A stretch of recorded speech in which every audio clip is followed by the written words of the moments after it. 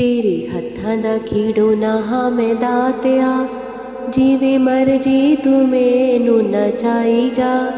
मैं पतंग मेरी तेरे हथ डोरवे, भावें कटदे या अंबरे उड़ाई जा। तेरे हत्थां दा खिडौना हां मैं दातिया, जिवें मर्जी तू मैनू नचाई जा। मैं पतंग मेरी तेरे हथ डोरवे, भावें कटदे या अंबरे उड़ाई जा।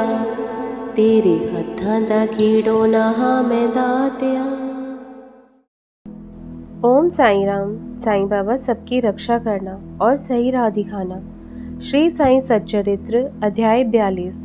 बाला बुवा, अप्पा साहेब, हरि भाऊ, डॉक्टर पिल्ले आदि भक्तों की कथाएं तथा उदी द्वारा व्याधियों का निवारण व उदी के प्रभाव से भोजन का अभाव नहीं। यहाँ ध्यान रखना चाहिए कि बाबा के चित्र का नित्य दर्शन करना ही बाबा के प्रत्यक्ष दर्शन करने के समान है। ऐसी ही कथा बाला बुआ के संदर्भ में नीचे दी जा रही है। बाला बुआ की कथा।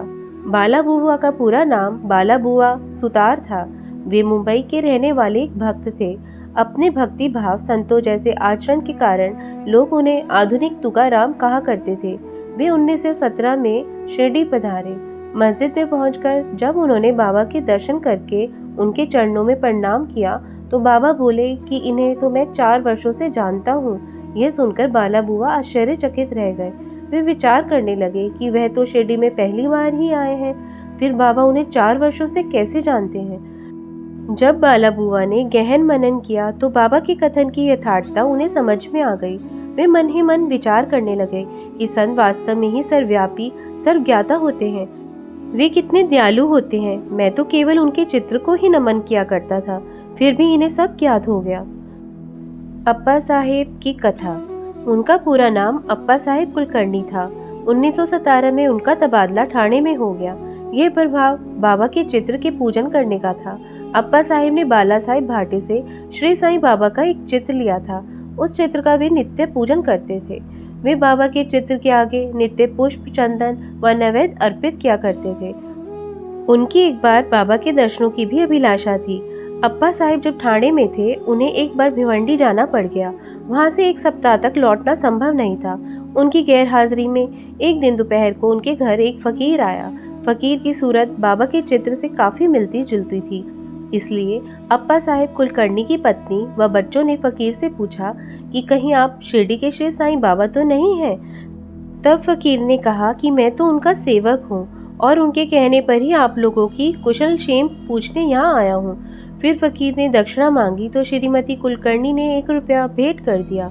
तब फकीर ने उन्हें उदी की एक पुड़िया देते हुए उसे श्री साईं बाबा के चित्र के साथ पूजन स्थल पर रखने को कहा। इधर अप्पा साहिब जब भिवंडी में थे तो उनका घोड़ा बीमार हो गया। फलस्वरूप वे आगे के दौरे पर नहीं जा सके और उसी शाम घर लौट आए। घर लौटे तो पत्नी से उन्हें फकीर के आने की बात का पता चला।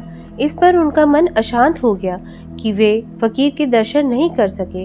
पत्नी द्वारा फकीर को 1 रुपया की दक्षिणा वाली बात भी उन्हें नापसंद थी। वे बोले कि यदि मैं होता तो कम से कम 10 रुपये तो देता। फिर अप्पा साहिब भूखे प्यासे ही फकीर को खोजने निकल पड़े। उन्होंने मस्जिद के अतिरिक्त भी अन्य स्थानों पर फकीर को खोजा, लेकिन सब व्यर्थ रहा। बाबा ने एक बार कहा था कि भूखे पेट ईश्वर की खोज नहीं करनी चाहिए। यह बात अप्पा साहिब को स्मरण हो आई, इसलिए पहले उन्होंने भोजन किया, फिर वे अपने मित्र चित्रे के साथ घूमने निकल पड़े। अप्पा साहिब मित्र के साथ अभी थोड़ी दूर ही जा पाए थे कि उन्हें तेज तेज कदमों से चलता हुआ एक फकीर उनकी ओर आता दिखाई दिया। उसे देखकर अप्पा साहिब विचार करने लगे कि ये तो वही फकीर है जो उनकी गैर मौजूदगी में उनके घर पर आया था। वेशभूषा भी श्री साईं बाबा जैसी ही थी। फकीर ने हाथ बढ़ाकर अप्पा साहिब से दक्षिणा मांगी तो उन्होंने उसे 1 रुपया दे दिया। फकीर ने जब और रुपए मांगे तो अप्पा साहिब ने 2 रुपए दे दिए, लेकिन फकीर को संतुष्टि नहीं हुई। फिर अप्पा साहिब ने अपने मित्र चित्रे से 3 रुपए उधार लेकर फकीर को दिए। फिर भी फकीर दक्षिणा मांगता रहा। तब अप्पा साहिब ने उसे घर चलने को कहा। घर पहुंचकर उन्होंने फकीर को 3 रुपए और दिए, फिर भी फकीर असंतुष्ट ही रहा। आखिर में अप्पा साहिब ने कहा कि मेरे पास तो केवल 10 रुपए हैं। तब फकीर ने वह 10 रुपए का नोट ले लिया और 1 रुपया अप्पा साहिब को लौटाकर चला गया। इस प्रकार अप्पा साहेब को बाबा द्वारा स्पर्शित 9 रुपए की प्राप्ति हो गई। 9 अंक नवदा भक्ति का प्रतीक है। इसी ओर बाबा ने संकेत किया था। महिला भक्त लक्ष्मीबाई को भी बाबा ने एक बार 9 रुपए ही दिए थे। महिला भक्त लक्ष्मीबाई को भी बाबा ने एक बार 9 रुपए ही दिए थे। बाद में अप्पा साहेब ने जब उदी की पुड़िया को खोलकर देखा तो उसमें पुष्प की पखुंडियां व अक्षत थे। जब वे शिरडी गए तो बाबा ने उन्हें अपना एक केश भी दिया। अप्पा साहेब ने उदी व केश को ताबीज में भरकर अपनी भुजा पर बांध लिया। अब अप्पा साहेब को उदी की महिमा का पता चल चुका था, क्योंकि पहले उन्हें 40 रुपए मासिक मिलते थे, लेकिन उदी व बाबा का चित्र प्राप्त होने के बाद उनका वेतन कई गुना बढ़ गया था। साथ ही उनका मान सम्मान व यश भी बढ़ गया था। उदी को सदैव स्नान उपरांत मस्तक पर धारण करना चाहिए और थोड़े जल में मिलाकर ग्रहण भी करना चाहिए। आगे का अध्याय हम कल पढ़ेंगे। तब तक साईं स्मरण करते रहिए और अच्छे कार्य करिए। अगर आपको हमारा साईं तेरे नाम चैनल पसंद आ रहा हो तो प्लीज़ सब्सक्राइब ज़रूर करिएगा। ओम साई राम, ओम साई राम।